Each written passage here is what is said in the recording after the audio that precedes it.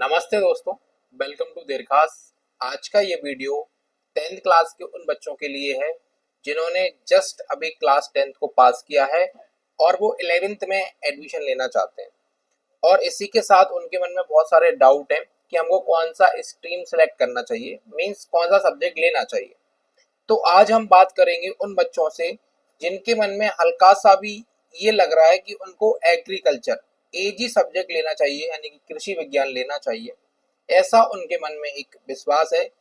तो आज अगर आप इस वीडियो को पूरा देख लेंगे तो आपके मन में ये आ जाएगा कि आपको क्या करना है और एग्रीकल्चर लेना है तो क्यों लेना है और नहीं लेना है तो क्यों नहीं लेना है।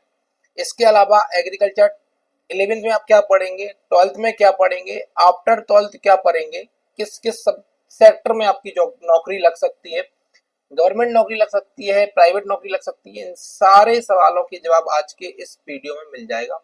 छोटा सा वीडियो है, सबर के साथ बैठ के पूरा देखना है, आपको एक एक बात जो है क्लियर होने वाली है।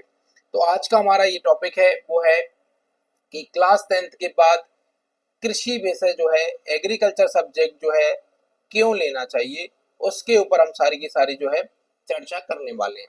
तो मेरे जितने भी प्यारे साथी हैं वो फर्स्ट टाइम हमारे चैनल पे आए होंगे, क्योंकि 10th क्लास के बाद जब एग्रीकल्चर आप ले लेते हैं तभी हमारा जो है इस चैनल से काम पड़ता है, हमारे चैनल से बच्चे जुड़ते हैं, क्योंकि एग्रीकल्चर सेक्टर में हम बच्चों को बहुत अच्छे से गाइड करते हैं।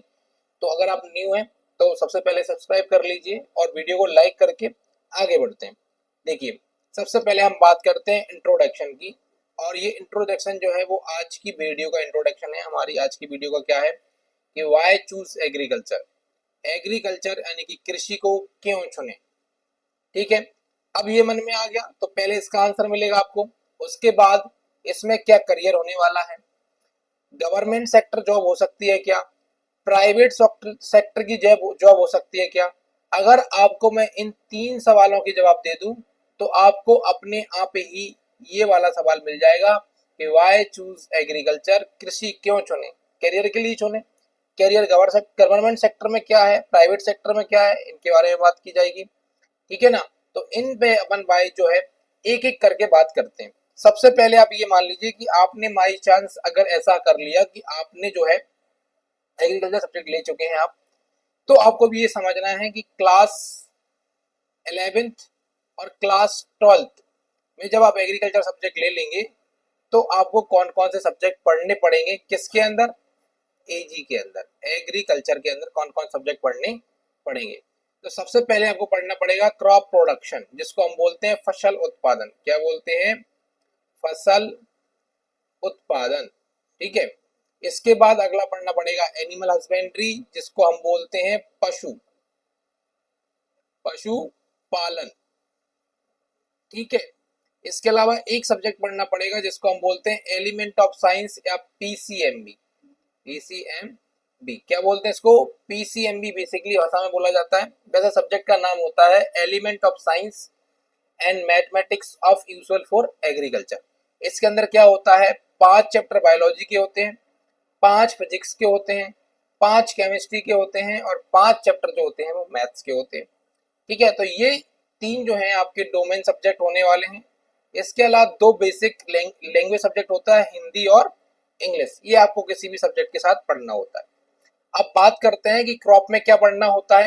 तो क्रॉप में आपको फसल, मिट्टी, सिंचाई, है ना, ड्रेनेज सिस्टम, बीड, है ना, और पेस्टिसाइड्स, इंसेक्टिसाइड्स, है ना, कोई भी स्पेशल क्रॉप है वो, मशरूम कल्टीवेशन, इनके बारे में पढ़ाई करनी होती है। ठीक है। और बात करें जब हम किसकी, एनिमल की, तो एनिमल में आपको क्या करना पड़ता है, डेयरी, है ना। इसके अलावा पशु प्रबंधन यानी कि एनिमल मैनेजमेंट। इसके अलावा अगर मैं बात करूं तो आपको पोल्ट्री यानी कि मुर्गी पालन में भी जो है पढ़ाई करनी पड़ती है, मुर्गी पालन के बारे में भी पढ़ना पड़ता है, यानी कि पोल्ट्री फार्मिंग, है ना। इसके अलावा छोटी मोटी जो है नॉर्मल चैप्टर्स भी आपको देखने को मिलते हैं इसके अलावा भी। ठीक है। अब बात करते हैं नेक्स्ट सब्जेक्ट के बारे में, उसमें क्या पढ़ना पड़ता है। तो नेक्स्ट है आपका साइंस सब्जेक्ट, जिसको हम बोलते हैं पीसीएमबी। इसमें आपको फिजिक्स, केमिस्ट्री, बायोलॉजी और मैथ्स, इसके सबके बेसिक पढ़ने पड़ते हैं। क्या होता है, भौतिक, रसायन, जीव विज्ञान और गणित के आधार जो चैप्टर हैं, मतलब आप ये मानिए कि 9th और 10th लेवल का जो होता है 9th 10th में जब जो पढ़ चुके हैं उसी में थोड़ा सा हल्का इंप्रूव करके जो है वो पढ़ाया जाता है पीसीएमबी के अंदर।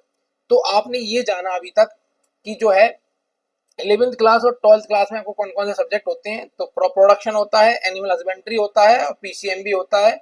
इसके अलावा हिंदी और इंग्लिश होती है। चलिए भाई साहब, इसके बाद क्या कर सकते हैं?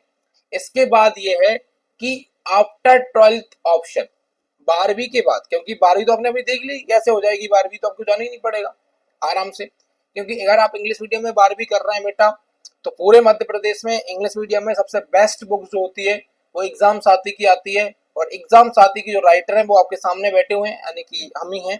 हमने ही वो बुक्स आप लोगों के लिए बनाई है। उस बुक से आज तक कभी क्वेश्चन बाहर नहीं गए हैं, आगे भी नहीं जाएंगे, तो टेंशन नहीं लेना है। तो क्लास 12th के बाद क्या ऑप्शन आपको देखने को मिलने वाले हैं? तो 12th के बाद आप क्या कर सकते हैं? बीएससी एग्रीकल्चर कर सकते हैं। ठीक है भाई साहब, बीएससी एग्रीकल्चर नहीं करना है कुछ बच्चों को तो डिप्लोमा कर सकते हैं। डिप्लोमा भी नहीं करना है तो कंपटीशन एग्जाम की सही जो है तैयारी कर सकते हैं। जैसे कि अलग अलग स्टेट में आफ्टर 12th डायरेक्ट वैकेंसी निकलती है एग्रीकल्चर में, जैसे कि एग्रीकल्चर सुपरवाइजर निकलता है, आपको राजस्थान के अंदर देखने को मिलता है। लेकिन बहुत सारे बच्चे ऐसे हैं जो 12th के बाद भी डाउट में रहते हैं करना क्या चाहिए। तो मैं आप लोगों का पहले ही मार्क क्लियर कर देता हूँ कि आप लोगों को आगे भी बीएससी ही करनी चाहिए। क्या करनी चाहिए? क्योंकि ये लॉन्ग टर्म बेस्ट चीज है। डिप्लोमा बहुत, देखो डिप्लोमा और कंपटीशन जो एग्जाम है इनका छोटे लेवल के एग्जाम है, तो क्या मतलब है? पहले डिग्री लो और डिग्री के बाद क्या कर सकते हैं उसके बारे में हम बात करेंगे। तो पहले आप क्या कर सकते हैं, 12th के बाद बीएससी एग्रीकल्चर करना होता है। लेकिन बीएससी एग्रीकल्चर करने के भी अलग अलग क्या है हमारे पास सोर्स हैं। अगर आप मध्य प्रदेश में हैं, मध्य प्रदेश के स्टूडेंट हैं, तो आप लोगों को मेरे हिसाब से, देखो बीएससी क्या है आपको समझाता हूँ पूरी पूरी तरीके से। बीएससी ये एक एग्रीकल्चर की डिग्री है, बीएससी एग्रीकल्चर। ठीक है भाई साहब, इसको करने के दो सोर्स हैं। कौन कौन से? एक तो है गवर्नमेंट सोर्स, यानी कि गवर्नमेंट कॉलेज से आप बीएससी करें। दूसरा है आप इसको प्राइवेट से करें। कहाँ से करें? प्राइवेट से। तो प्राइवेट से करें तो यहाँ तो कोई दिक्कत ही नहीं है, आपको प्राइवेट से करना है, डायरेक्ट किसी भी कॉलेज में जाके एडमिशन ले लेना, आपका काम हो जाएगा। गवर्नमेंट में दो सोर्स हैं, एक होता है आईसीआर से एफिलिएटेड कॉलेज और एक होते हैं यूजीसी से एफिलिएटेड कॉलेज। जो आईसीआर से एफिलिएटेड कॉलेज होते हैं, क्योंकि आईसीआर जो है वो है Indian council agriculture research institute, यानी कि एग्रीकल्चर का सबसे बड़ा संस्थान है भारत के अंदर। तो इसके जो कॉलेज हैं वो हमारे लिए बेस्ट माने जाते हैं। इन कॉलेजों में एडमिशन लेने के लिए हमको क्या करना पड़ता है? कुछ एग्जाम जो है क्वालिफाई करने पड़ते हैं। जैसे कि मध्य प्रदेश में अगर आप हैं तो आपको पीएटी का एग्जाम देना होता है। इसकी तैयारी भी हम आपको करवा सकते हैं, कोई प्रॉब्लम नहीं है, टेंशन नहीं लेना है। ये एग्जाम कब होता है? तो ये एग्जाम 12th के बाद होता है। 12th के एग्जाम खत्म हो जाते हैं, उसके 1-2 महीने बाद ये एग्जाम देना होता है। कुछ बच्चे 11th से इसकी तैयारी करते हैं, कुछ 12th से तैयारी करते हैं, कुछ 12th पास आउट करके इसकी तैयारी करते हैं। उससे कोई टेंशन नहीं है, आप पहले एग्रीकल्चर ले लो, उसके बाद हम पीएटी के ऊपर भी बात कर लेंगे। इसको बोलते हैं Madhya Pradesh pre agriculture test. इससे क्या होता है? आईसीआर एफिलिएटेड जो कॉलेज होते हैं उनके अंदर एडमिशन मिलता है। ठीक है भाई साहब, अगर आपको ये नहीं देना है तो आपको आईसीआर सीयूटी देना है। इससे क्या होगा? इससे ओनली मध्य प्रदेश के कॉलेज मिलेंगे, इससे ऑल इंडिया के कॉलेज मिल जाएंगे जो आईसीआर से क्या है? एफिलिएटेड हैं। इसके अलावा हर स्टेट में, देखो ये मध्य प्रदेश बताया मैंने, इसी तरीके से राजस्थान में जेटी होता है। अगर आप छत्तीसगढ़ से देख रहे हैं तो सीजीपीएटी होता है। हर स्टेट में अलग अलग एग्जाम्स होते हैं। और इसके बाद अगर आपको इन सब में से कुछ नहीं करना है तो आप प्राइवेट कॉलेज से भी बीएससी एग्रीकल्चर कर सकते हैं, कोई प्रॉब्लम वाली बात नहीं है। ठीक है भाई साहब, अब बीएससी हो गया, अब क्या करें? अब बीएससी एग्रीकल्चर के बाद क्या होता है, बीएससी क्या होता है, इसके बारे में हम बात कर लेते हैं।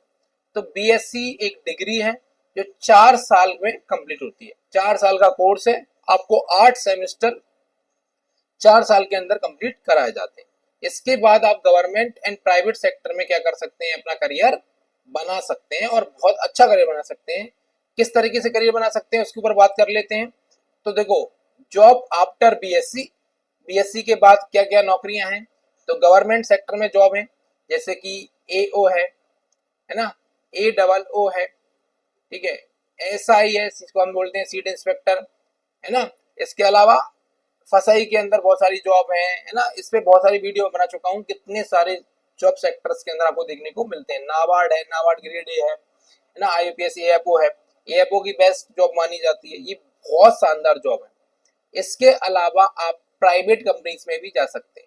बहुत सारे बच्चों का प्लेसमेंट तो कॉलेजों से ही लग जाता है। कॉलेज में पढ़ते पढ़ते फोर्थ सेमेस्टर में क्या हो जाता है, प्राइवेट कंपनी के अंदर प्लेसमेंट लग जाता है, जहाँ वो अच्छी खासी इनकम जनरेट करते हैं। इसके अलावा आप एग्रीकल्चर ऑफिसर्स भी बन सकते हैं, ये भी हर स्टेट में बनता है। अब प्राइवेट सेक्टर की हम बात कर लेते हैं, तो प्राइवेट जॉब में क्या क्या है। तो जितनी भी फर्टिलाइजर कंपनीज हैं उनमें आपको जॉब मिल जाएगी, सीड कंपनीज हैं उनके अंदर आपको जॉब मिल जाएगी। आपके आसपास में कोई ना कोई भाई बंधु ऐसा जरूर होगा जो मक्का की सीड कंपनी में जॉब कर रहा होगा, है ना। तो जो सीड बनाने वाली कंपनी होते हैं, जो हाइब्रिड के सीड बनाती हैं, उनके अंदर ये क्या होते हैं, जॉब करते हैं। इसके अलावा एग्री टेक्निकल का जो कंपनीज होती हैं, एग्री टेक की कंपनी जो होती है ना, मतलब टेक्नोलॉजी है बट एग्रीकल्चर की टेक्नोलॉजी में जो है ना काम कर रही हैं, उन कंपनी के अंदर भी आप क्या कर सकते हैं, जॉब हासिल कर सकते हैं। तो ये सब आपकी प्राइवेट जॉब हो जाएंगी आफ्टर बीएससी। इसके बाद अगर मैं बात करूं तो कंक्लूजन क्या निकल के आता है, निष्कर्ष क्या निकल के आता है, बेटा मेरी बात ध्यान सुनो। सीधा सा फंडा ये है कि अगर आप एग्रीकल्चर ले रहे हैं तो आपका फ्यूचर बहुत ब्राइट है। फ्यूचर क्या है, बहुत ब्राइट है, सुनहरा भविष्य है, कोई दिक्कत नहीं है। बस मेहनत करनी पड़ेगी, अच्छे से मेहनत करोगे तो बेहतरीन करियर, बेहतरीन फ्यूचर आपको देखने को मिलेगा। बस बात यह है कि अगर आप मैथ वाले स्टूडेंट के जितना, है ना, बायोलॉजी लेने वाले स्टूडेंट के जितना, कॉमर्स लेने वाले स्टूडेंट के अंदर, कॉमर्स को तो मैं हालांकि कंपटीशन में मानते नहीं हूँ तो आउट करो, अगर आप इन दो सब्जेक्ट को लेने वाले स्टूडेंट की तरह मेहनत कर लें एग्रीकल्चर के अंदर, किसके अंदर, एग्रीकल्चर के अंदर, तो आप लोगों को एक नंबर सुनहरा भविष्य देखने को मिलने वाला है। तो अगर आप 10th में हैं, पास आउट हो चुके हैं, अच्छी परसेंट बनाई है, तो आप लोगों को एग्रीकल्चर सिलेक्ट करके अपनी पढ़ाई शुरू कर देनी चाहिए। आप 11th की पढ़ाई करिए, 12th की पढ़ाई करिए, साथ ही साथ किसी ना किसी एंट्रेंस एग्जाम की तैयारी भी करिए। अगर आप इस बार हमारे चैनल पर पहली बार आए हैं तो जल्दी सब्सक्राइब कर लीजिए, जुड़ जाइए और हमको बताइए कि आप एंट्रेंस एग्जाम कौन सा कर रहे हैं, कौन से स्टेट से हैं, कौन सा सब्जेक्ट ले रहे हैं, और एग्रीकल्चर ले रहे हैं तो आपका ड्रीम क्या है, आपको क्या करना है आगे जाके, इन सब की जानकारी अगर आप कमेंट में बताएंगे तो हम आपके लिए और कुछ ना कुछ नया लेके आएंगे। मिलते हैं नेक्स्ट वीडियो।